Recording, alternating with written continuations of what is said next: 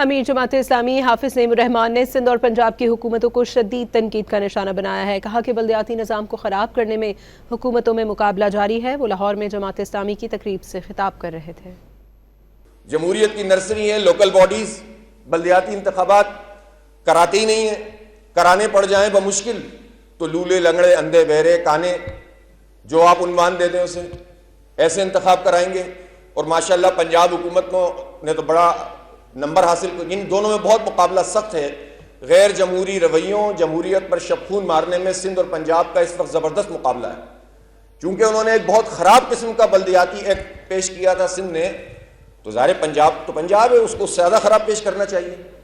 امیر جماعت اسلامی حافظ نعیم الرحمان نے سندھ اور پنجاب کی حکومتوں کو شدید تنقید کا نشانہ بنایا ہے۔ کہا کہ بلدیاتی نظام کو خراب کرنے میں حکومتوں میں مقابلہ جاری ہے۔ وہ لاہور میں جماعت اسلامی کی تقریب سے خطاب کر رہے تھے۔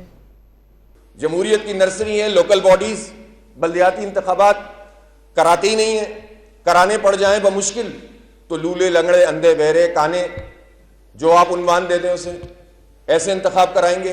اور ماشاءاللہ پنجاب حکومت نے تو بڑا نمبر حاصل کر، ان دونوں میں بہت مقابلہ سخت ہے۔ غیر جمہوری رویوں، جمہوریت پر شب خون مارنے میں سندھ اور پنجاب کا اس وقت زبردست مقابلہ ہے، چونکہ انہوں نے ایک بہت خراب قسم کا بلدیاتی ایکٹ پیش کیا تھا سندھ نے، تو ظاہر پنجاب ہے، اس کو زیادہ خراب پیش کرنا چاہیے۔